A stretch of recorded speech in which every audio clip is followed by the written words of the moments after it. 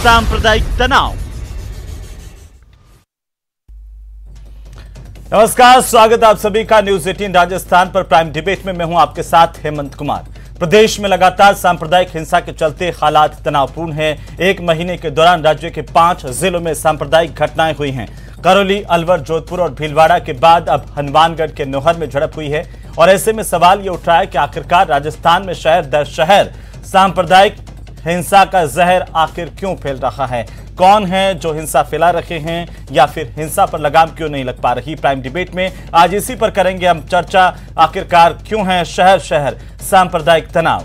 और इसे लेकर के सबसे महत्वपूर्ण सवाल हम आपको बता दें, न्यूज 18 राजस्थान के सवाल ये कि क्या शहर दर शहर सांप्रदायिक हिंसा का जहर फैल रहा है, और इसके पीछे आखिरकार कौन है? क्यों इस पर लगाम नहीं लग पा रही है?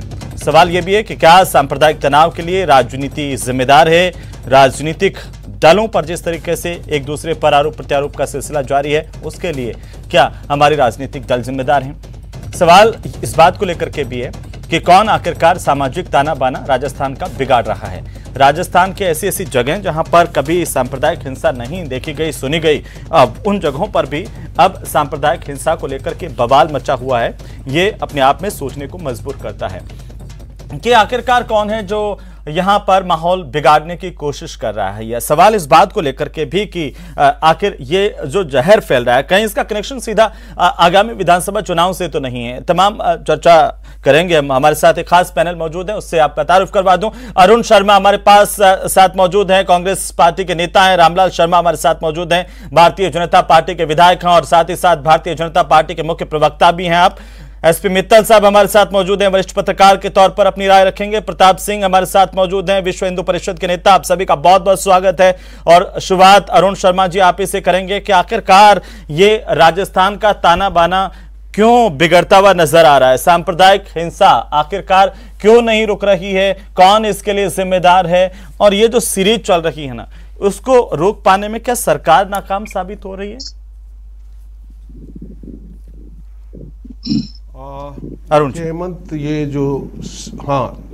जो सिलसिला पिछले एक महीने से हम देख रहे हैं, एक सांप्रदायिक तनाव राज्य में जो अभूतपूर्व है, लगभग पहली बार हो रहा है। राजस्थान जाना जाता है अपनी सद्भावना और भाईचारे के लिए, और ऐसा इसका कोई इतिहास नहीं रहा है कि यहाँ सांप्रदायिक दंगे इस स्केल पे हर 7वें दिन एक शहर में हों। इसकी जड़ में एक्चुअली समस्या ये है कि ये चुनाव जो 2023 के आ रहे हैं राजस्थान में, और फिर उसके बाद 2024 के राष्ट्र में आम चुनाव होंगे। भारतीय जनता पार्टी के पास राजस्थान में इन पर्टिकुलर कुछ गवर्नेंस के मामले में कहने को ज़्यादा कुछ है नहीं। हालांकि ये सामयिक हल्ले किसी भी चीज़ पे उठा सकते हैं, लेकिन कोई कॉन्क्रीट इनके पास वजह नहीं है जिस पे ये सरकार का विरोध कर सके, क्योंकि हर वर्ग राजस्थान में, वो चाहे कर्मचारी हों, महिलाएं हों, किसान हों, युवा हों, वो सब पिछले 3.5 साल के कार्यकाल में कांग्रेस का जो काम चल रहा है और जो जन कल्याणकारी योजना है, उनकी तो सब जगह प्रशंसा है। कई योजनाएं तो राष्ट्रीय लेवल पे अरुण जी आप करें, प्रशंसा है। आप ये मान रहे हैं कि विपक्षी दल फैला रहे हैं, सीधे तौर पर यही कह रहे हैं? हाँ, न केवल राजस्थान में, मैं ये भी कह रहा हूं कि एक पूरा तो अगर एक महीना तो आप पिछला, सरकार आपकी है, पूरा एक जिम्मेदारी आपकी है अरुण जी। जी हाँ, मैं वो ही बता रहा हूं कि इसकी जड़ तक पहुंचने की कोशिश करनी चाहिए। कौन करेगा? अगर आप पिछले 1 साल का कालखंड भी ले लें, सिर्फ 1 महीने का ले लीजिए जी, चलिए ठीक है, जिस तरीके से, ठीक है मैं आता हूं अरुण जी, आता हूं मैं। एक कमेंट पहले सबके पूरे हो जाएं। रामलाल शर्मा जी, कांग्रेस लगातार कह रही है कि बीजेपी हिंसा फैलाती है, आरएसएस बीजेपी इसके लिए जिम्मेदार है, और खुद मुख्यमंत्री ये कह चुके हैं कि ये एजेंडा है बीजेपी का, हिंसा फैलाते हैं, दंगे करवाते हैं। जवाब दीजिए। देखिए हेमंत जी, सबसे पहले तो मैं कहूंगा कि अपने को इतिहास जानना चाहिए। करौली की घटना के अंदर एक भी भारतीय जनता पार्टी का कोई नेता को गिरफ्तार आपने किया? अलवर की घटना के अंदर एक भी भारतीय जनता पार्टी के नेता के खिलाफ आपने एफआईआर दर्ज की? जोधपुर के अंदर एक भी भारतीय जनता पार्टी के नेता के विरुद्ध आपने एफआईआर दर्ज की, उसको गिरफ्तार किया? अब हनुमानगढ़ के अंदर जो घटना घटित हुई है उसमें एक भी भारतीय जनता पार्टी का कोई नेता है क्या? आप इस तरीके से आरोप लगाओगे, देखो क्या आरोप लगाओगे कि भारतीय जनता पार्टी का हाथ है। आपकी सरकार है, पुलिस आपके पास है, कानून आपके पास है, क्यों नहीं आप मुकदमा दर्ज करने का काम करते हो अगर गुनहगार है तो? आप इस तरीके से जनता को गुमराह नहीं कर सकते। अब आ जाइए कि वास्तविकता के अंदर घटनाएं क्यों घटित हो रही है। घटना इसलिए घटित हो रही है कि एक समुदाय विशेष की प्रतिशोध को अंदर रखोगे, तुष्टिकरण की राजनीति करोगे तो परिणाम इसी तरह से आएंगे। करौली के अंदर आपकी पुलिस के द्वारा दर्ज एफआईआर के अंदर यह कहा गया कि शांतिपूर्वक निकलने वाले जुलूस के ऊपर सुनियोजित हमला करने का प्रयास किया गया, गाड़ियों को तोड़ा गया, दुकानों को जलाया गया, दुकानों को लूटा गया। ये आपकी पुलिस की एफआईआर है, भारतीय जनता पार्टी की एफआईआर नहीं है। और रही बात राजगढ़ के अंदर, अलवर के अंदर आ जाइए, अलवर के अंदर आपके अधिकारी दोषी हैं, तभी तो आपने एसडीएम को सस्पेंड किया, तभी तो आपने ईओ को निलंबित करने का काम किया। जोधपुर के अंदर तो कोई जुलूस भी नहीं था, कोई आपत्तिजनक नारे भी नहीं थे। समुदाय विशेष के लोग इकट्ठे होकर शांतिपूर्वक अपना जीवन यापन करने वाले लोगों पर हमला किया है, तलवार से हमला किया है, लाठियों से हमला किया है, चाकू फेंकने का काम किया है। फिर क्या करें तो भारतीय जनता पार्टी दोषी है? तो आप बताइए, दूसरी प्रमाण आपके पास है क्या कि भारतीय जनता पार्टी का मुख्य नेता दोषी? नौर की घटना के अंदर एक रामदेव जी के मंदिर के ऊपर आपत्तिजनक आप गंदगी फैलाने का काम करोगे, वहां मंदिर में दर्शन करने वाले लोगों के ऊपर टीका टिप्पणी करने के ऊपर आप उतर होंगे, आप उनको रोकने का प्रयास तो नहीं कर रहे, उल्टा कानून हाथ में लेने का काम कर रहे हो। अगर कोई व्यक्ति अगर गलती कर रहा है, थाने किसके खुले हुए, अदालतें किसकी खुली हुई है? आप तो व्यक्तियों को दे दो अधिकार कि अगर कोई गलती करे तो आप उसी के ऊपर सीधा सीधा अटैक करो। ये अधिकार किसने दे दिया? मारपीट करने का, लहूलुहान करने का, जान से मारने का अधिकार किसने दे दिया? तो आवश्यकता इस बात की कि मुख्यमंत्री जी अपील करे कि जो दोषी होगा उसके खिलाफ हम सख्त कार्रवाई करेंगे कानून के दायरे में, अगर किसी ने कानून हाथ में लेने की कोशिश। अब मुख्यमंत्री जी खुद ही क्लीन चिट देने का काम कर रहे हैं, इन्वेस्टिगेशन पूरी नहीं हुई, आपत्तिजनक नारे लगे थे इसलिए हिंसा हुई है।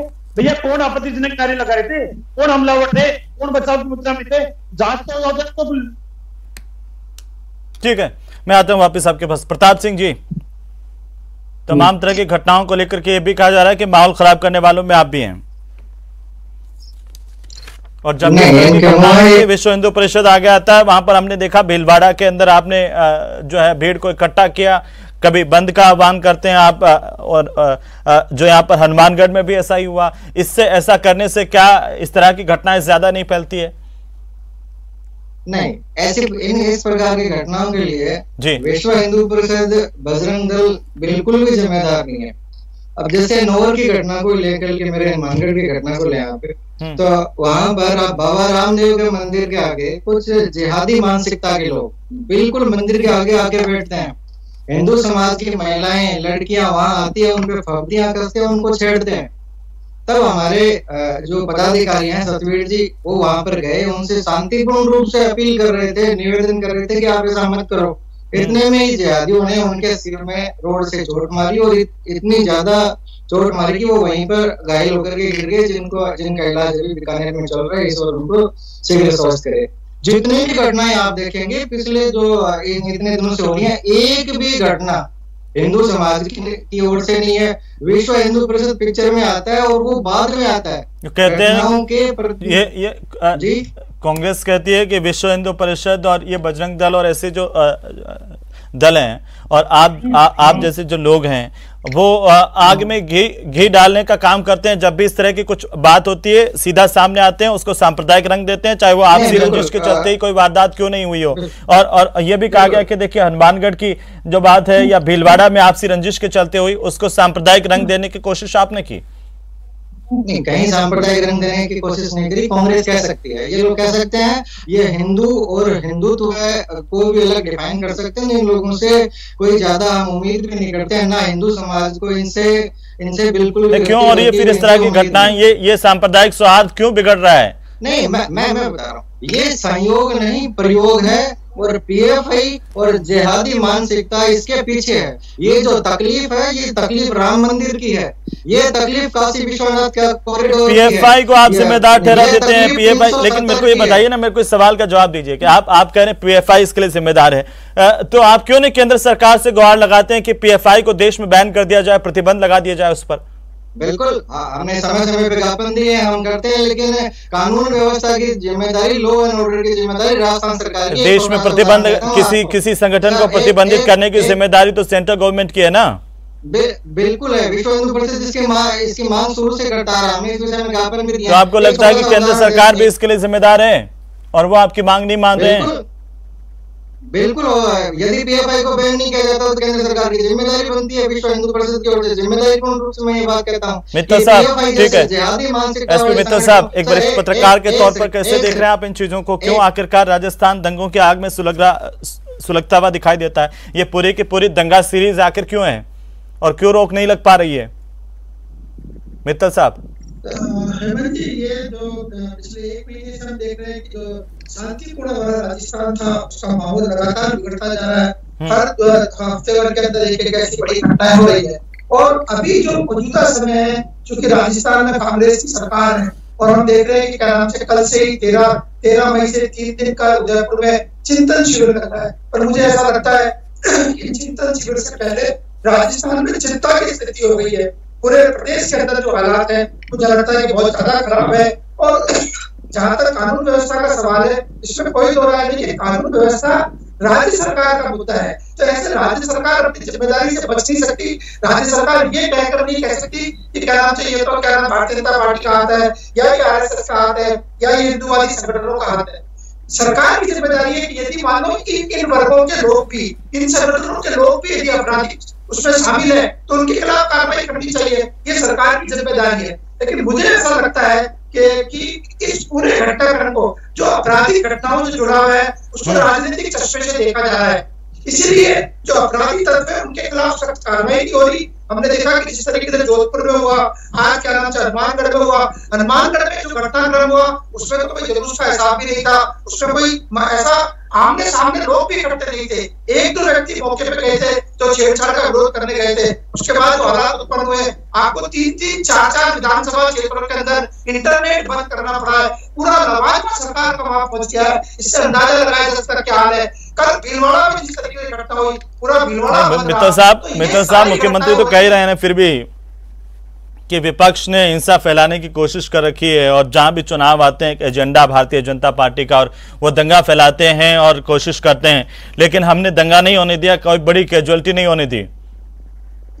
मैं यही कह रहा हूँ, जब अभी रामनवमी का दिन आया तो सरकार की ओर से इस बात का श्रेय लिया गया कि पूरे देश में कई जगह रामनवमी के जुलूस को लेकर विवाद हुआ, लेकिन राजस्थान ऐसा एक प्रदेश रहा जिसके अंदर रामनवमी पे कोई नहीं हुआ। और ये कहा गया कि जो विशेष समुदाय के लोग हैं उन्होंने रामनवमी के जुलूसों पे पुष्प बरसाए। ये अच्छी बात है। जब आप रामनवमी का इस बात का श्रेय लेते हैं कि हमने पूरे प्रदेश के अंदर शांति बनाए रखी, तो अब जब आपराधिक घटनाएं हो रही है तो फिर उसका भी आपको जिम्मेदारी ठीक है कि जोधपुर में आखिर नमाज के बाद में कोई विवाद हुआ, हनुमानगढ़ के अंदर कोई विवाद हुआ। अरुण शर्मा जी, मित्तल साहब कह रहे हैं कि सिर्फ ये जो है आप रामनवमी पर दंगा नहीं हुआ उसका तो श्रेय ले लेते हैं, लेकिन जो दंगा हुआ उनको आप कह देते हैं कि दंगा ही नहीं हुआ, किसी की कैजुअलिटी नहीं हुई।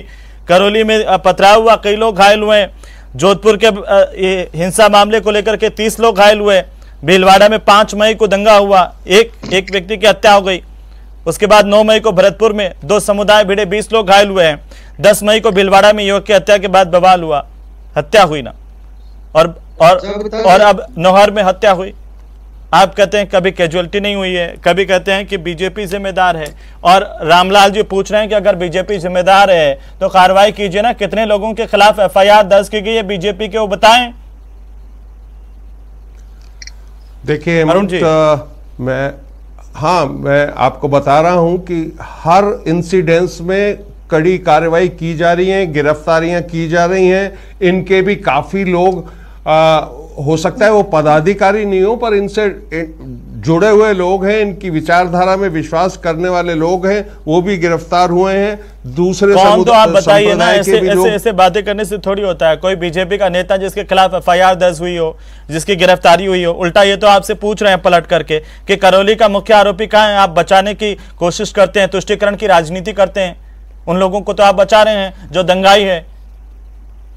देखिए हेमंत, ये अगर इनकी डिक्शनरी में से तुष्टीकरण, पाकिस्तान, मुसलमान, शमशान, कब्रिस्तान ये निकाल दिया जाए तो इनके पास कहने को कुछ नहीं है। दुर्भाग्य ये है कि ये अपने सारे क्रियाकलाप, इनको दिखाने को तो कुछ है नहीं परफॉर्मेंस के तौर पे, तो फाइनल इनके पास यही है। इसीलिए आप देख रहे हैं कि ये राजस्थान में तो अपन बैठे हैं और डिस्कस कर रहे हैं, लेकिन ये काफी राज्यों में फैला हुआ है। 10 राज्यों में आपने देखा होगा ये दंगे हुए हैं। ये अचानक हुए, गुजरात के बनासकांठा का भी याद है, लेकिन आप राजस्थान की जिम्मेदारी लेते हैं कि नहीं लेते हैं? में हुए हैं। अरे भाई, मैं ये कह रहा हूँ अरुण जी राजस्थान की जिम्मेदारी तो आपकी है ना। आप बनासकांठा चले जाइए, गुजरात चले जाइए, बाकी जगहों पर चले जाइए, लेकिन राजस्थान की जिम्मेदारी कौन लेगा? राजस्थान में तो आपकी सरकार है, आपको जिम्मेदारी लेनी पड़ेगी ना। ये जो दंगे हुए हैं उसकी जिम्मेदारी किसकी है? देखिए, और मैंने ये पूछा कि करौली का मुख्य आरोपी 1 महीना से ज्यादा का वक्त हो गया, कहां है? हेमंत जी, ऐसा है, मुख्य आरोपी तो कई बार अगर फरार हो जाते हैं। अभी दौसा में डॉक्टर की आत्महत्या का केस था, बीजेपी का बार बार अरुण शर्मा जी आत्महत्या केस क्यों चले जाते हैं? नहीं, मैं इसलिए चला जाता हूं कि आप इस बात का जवाब नहीं देते। करौली का मुख्य आरोपी कहां है? बीजेपी लगातार ये आरोप लगा रही है कि आप तुष्टीकरण करते हैं, आप खास लोगों को बचाते हैं। आपने जोधपुर में भी उन लोगों पर कार्रवाई की जो वहां पर दंगा नहीं कर रहे थे, उल्टा जिन्होंने पथराव किया उन पर कार्रवाई नहीं की। ये आरोप है आप पर। ये शुद्ध झूठ है। तो आप इस बात का खुलासा कीजिए ना कि भाई आप करौली का मुख्य आरोपी इतने दिनों बाद कहां है? हेमंत जी, मुझे ये बताइए। अरुण जी आप सुनिए, आप सुन तो लीजिए। मैं सुन रहा हूं। मुझे ये बताइए कि भारतीय जनता पार्टी ने ये जो सांप्रदायिकता की आग राजस्थान में लगी है, बस ये कब हमारे साथ आके, सरकार के साथ आके, या अपनी इच्छा से आपके पास है? कानून व्यवस्था का मसला आपके पास है, पुलिस प्रशासन आपके पास है, फिर भी जवाब ले लेता हूं मैं। रामलाल जी क्या कहना चाह रहे हैं? तो अभी ये शांति समिति का बाइकआउट करेंगे, शांति समिति से ऊपर चले जाएंगे। जो भी प्रयास हो रहे हो उनका मैं जवाब दे रहा हूँ। हेमंत जी, मैं जवाब दे रहा हूँ, मेरी बात राजस्थान की जनता देख रही है। राजस्थान के अंदर भारतीय जनता पार्टी की सरकार है, खेल जो चल रहा है राजस्थान में भारतीय जनता पार्टी। अरे बात सुनिए मेरी, अरुण जी बात सुन लीजिए। अरुण जी एक मिनट अरुण जी मेरी बात सुन लीजिए। राजस्थान के अंदर, अरुण जी मेरी बात सुनिए, राजस्थान के अंदर भारतीय जनता पार्टी की सरकार होती है, पहलू खां की हत्या होती है। पहलू खां की हत्या के ऊपर कांग्रेस के राष्ट्रीय नेता भी शोक मनाने के लिए राजस्थान के अंदर आते हैं। कांग्रेस की सरकार वर्तमान में राजस्थान के अंदर है, जो कि जाटों की हत्या होती है, समुदाय विशेष के लोग करते हैं, एक बोलता नहीं है। राजस्थान के अंदर हरीश जाटों की हत्या होती है, समुदाय विशेष के लोग करते हैं, एक कांग्रेस की जबान से तो सब नहीं निकलते। कृष्ण वाल्मीकि की हत्या होती है, दिन दहाड़े होती है, सरेआम हत्या होती है, एक भी कांग्रेस के नेता से 2 शब्द उसे नहीं निकलते। ये चालान नहीं कटवाते, 5 सवारी बैठ पे जाते हैं, कानून को अपने हाथ में लेने का काम करते हैं, कानून में विश्वास नहीं करते, सीधी कार्रवाई करने में विश्वास करते हैं। कांग्रेस के नेता इनके खिलाफ एक शब्द बोलने का काम नहीं करते। क्या राजस्थान के अंदर कानून का राज नहीं है? क्या राजस्थान के अंदर कोई गृह मंत्री नहीं है? क्या राजस्थान के अंदर कोई मुख्यमंत्री नहीं है? जो गुनहगार है, चाहे कोई भी हो, उनके ऊपर सख्त कार्रवाई करने की आवश्यकता है। लेकिन आप सबको अंदर रखोगे, वोट बैंक की राजनीति करोगे, राजनीतिक चश्मे के आधार पर कार्रवाई के निर्देश दोगे, तो आपकी बात कोई मानने के लिए तैयार नहीं। रामलाल जी, भारतीय जनता पार्टी, ठीक है, रामलाल जी अगर बहुसंख्यक समाज के साथ मतदान होगा, भारतीय जनता पार्टी आंदोलन भी करेगी, सड़कों के ऊपर भी उतरेगी। आप जो पीएफआई को बार बार, रामलाल जी, पीएफआई पर जो आप बार बार आरोप लगाते हैं और कांग्रेस सरकार पर आरोप लगाते हैं कि ये तुष्टीकरण करते हैं, पीएफआई के लोग आकर के यहाँ पर रैली निकालते हैं, उनको समर्थन देते हैं। विश्व हिंदू परिषद अभी आपसे पूछ रही है कि आप इतने साल हो गए केंद्र की सत्ता में, अगर कोई संगठन इस तरह से माहौल खराब कर रहा है देश का और हिंसा फैला रहा है, तो प्रतिबंध क्यों नहीं लगाया उस पर अभी तक? निश्चित रूप से गृह मंत्रालय अलग अलग स्टेटों के बने हुए हैं, कम से कम 7 स्टेटों ने पीएफआई के ऊपर प्रतिबंध लगाया है। अरुण जी, मैं सेंट्रल गवर्नमेंट ने जब रामनवमी का जुलूस निकलने की बात आती है, मेरी बात सुनिए, जब रामनवमी के जुलूस निकलने की बात होती है, राजस्थान की सरकार धारा 144 लगाती है, परमिशन की प्रक्रिया अपनाती है। लेकिन रमजान का जब त्योहार आता है, सारी सड़कें जाम की जाती है। सुंदरकांड पढ़ने के लिए कहते हैं प्रशासन के मंदिर के अंदर पढ़ो, सड़कों के ऊपर नहीं पड़ेगा कोई भी। अब तक रमजान के जब त्योहार आता है, सारे के सारे सड़कों के ऊपर दूसरे स्टेट ने भी, सुनिए रामलाल जी, बाकी स्टेट ने, उत्तर प्रदेश में भी रामनवमी पर और बाकी राजस्थान में नहीं चलेगा, आप फेल होंगे इसमें। ये खेल नहीं चल पाएगा राजस्थान में जो आप खेलना चाहते हैं, रमजान और अक्षय तृतीया का। ये राजस्थान में तमाशा आपका चलने वाला नहीं है। अभी विश्व हिंदू परिषद के भाई साहब कह रहे थे कि यहाँ जिहादी प्रवृत्ति के लोग आ गए हैं। कब? पिछले महीने। राजस्थान का कोई इतिहास नहीं है जिहादी लोगों का। ये सब तमाशा खड़ा किया जा रहा है चुनाव को मद्देनजर रख के, और इनके पास कुछ मुद्दा है नहीं। ये तो ताजमहल की जमीन नीचे से खिसकाना चाहते हैं। लेकिन आप कार्रवाई कब करेंगे? ठीक है प्रताप जी, दोनों शांत हैं। प्रताप सिंह जी बोलिए। जी प्रताप सिंह जी बोलिए। जोधपुर की घटना को उठा करके देखिए, पूरी की पूरी उस चौक पे पहुंचते हैं, मूर्ति के ऊपर कवर कर देते हैं, वहां पर जिहादी नारे लगाए जाते हैं। यदि ये जिहादी मानसिकता के लोग नहीं हैं तो ये लोग कौन हैं? उनको अगले दिन तक छूट दी गई, क्यों नहीं वहां पर कर्फ्यू लगाया गया? अगले दिन हिंदू समाज की 5 साल तक की बच्ची तक को पिटा गया, घरों में घुस के कारें फोड़ दी गई, हिंदू समाज की संपत्ति को टारगेट बनाकर नुकसान पहुंचाया गया। लेकिन प्रताप जी जो भीलवाड़ा में जिस युवक की हत्या की गई, आदर्श और जो आरोपी हैं वो तो आसपास उनके घर हैं, उनमें आपसी रंजिश की बात सामने आई। आप उसको सांप्रदायिक रंग क्यों देते जाते हैं हर बार? सर हर चीज को रंजिश। मैं छोटा सा उदाहरण देता हूँ आपको जी, जल्दी से। जो जोधपुर से जो गिरफ्तारियां हुई थी, उनके लिए जो मुसलमान समाज के लोग थे उनकी गिरफ्तारियां हुई थी। रात को 1 बजे तक कोर्ट खोला गया था और उनको सबको जमानतें दी गई थी। उसके विपरीत आज यहाँ पर हनुमानगढ़ में जो है तस्दीक शुदा जमानत मांगी गई, और जो हिंदू समाज के लोग थे, जो कि सारे की वीएचपी और बजरंग दल के सभी लोग कार्यकर्ता भी नहीं है, सबको जेल। अरुण जी जवाब दीजिए जल्दी से। अरुण जी बिल्कुल संक्षेप में। अरुण जी बिल्कुल संक्षेप में जवाब दीजिए प्रताप जी की कमेंट का। ठीक है प्रताप सिंह जी, ठीक है प्रताप सिंह जी, ठीक है। अरुण जी जवाब दीजिए। ये कुछ नहीं है, ये खेल खेलना चाहते हैं हिंदू मुसलमान की एकता राजस्थान में खत्म करके। वैसे तो देश में भी कोशिश कर रहे हैं, इसमें ये राजस्थान में तो बिल्कुल सफल नहीं होंगे। ये कह रहे हैं जिहादी लोग यहाँ आ गए हैं, जिहादी मेंटलिटी। आपको पता है भारतीय जनता पार्टी ने कहा कि बंगाल और केरल के बाद में, बीजेपी ने कहा अरुण जी कि बंगाल और केरल के बाद में राजस्थान में इस्लामिक जिहाद शुरू हो गया है। नहीं, इनको कहीं इलाज करवाना चाहिए। हिंदू टारगेट हो रहे हैं, बीमारी है। ऐसा कोई राजस्थान की जनता को बदनाम करने की ये जो साजिश है, कोई जिहाद नहीं हो रहा है यहाँ। बिल्कुल सांप्रदायिक सद्भाव है, और भगवान ने चाहा तो वो बना रहेगा। रामलाल जी के लिए मशहूर है। रामलाल जी क्या ऐसा नहीं है राजस्थान में? यहाँ पे राजस्थान को बदनाम करने की कोशिश है रामलाल जी? देखिए हेमंत जी, मुख्यमंत्री जी ये कहे कि जो भी दोषी होगा उसके खिलाफ सख्त कार्रवाई करेगा कानून। लेकिन मुख्यमंत्री जी ये कहे इन्वेस्टिगेशन से पहले ही कि इसके अंदर तो अमुक नारों का हाथ है, हिंदू समाज का हाथ है, बीजेपी का हाथ है, आरएसएस का हाथ है, तो आप तो इन्वेस्टिगेशन ऑफिसर को क्लीन चिट देने का काम कर रहे हो। चलिए एक छोटा सा जवाब अरुण जी। राज्य की कानून व्यवस्था आपके हाथ में है, फिर भी मुख्यमंत्री ये कहते हैं कि केंद्र से जांच करवा लीजिए, ऐसा क्यों? क्योंकि 8 राज्यों में उसी कालखंड में अगर एक साथ दंगे होंगे तो हम एक्सपोज करना चाहते हैं कि ये अखिल भारतीय जहां जहां इनकी चल जाती है वहां कार्यक्रम है। अगर धर्म सांसदों में मित्तल साहब बिल्कुल एक फाइनल कमेंट चाहता हूं मैं, सबको आपने सुना, बिल्कुल फाइनल कमेंट। अब समय नहीं है मेरे पास में, उसके बाद वाइंड अप करेंगे। जी मित्तल साहब। प्रवक्ता जी ने उन्होंने भी ये बात कही कि भारतीय जनता पार्टी के नेताओं को अपील करनी चाहिए कि शांति बनी रहे। तो मैं आपको बताना चाहता हूँ कि जो प्रतिपक्ष के उपनेता है राजेंद्र राठौड़, उन्होंने आज आपके ही चैनल पे ये बात कही है।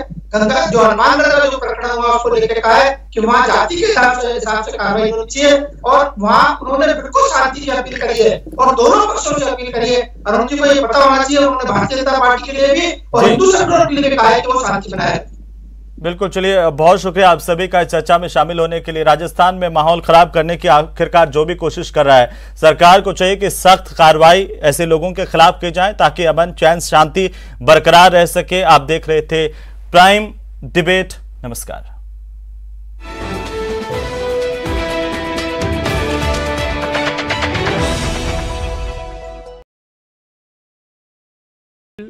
ओपन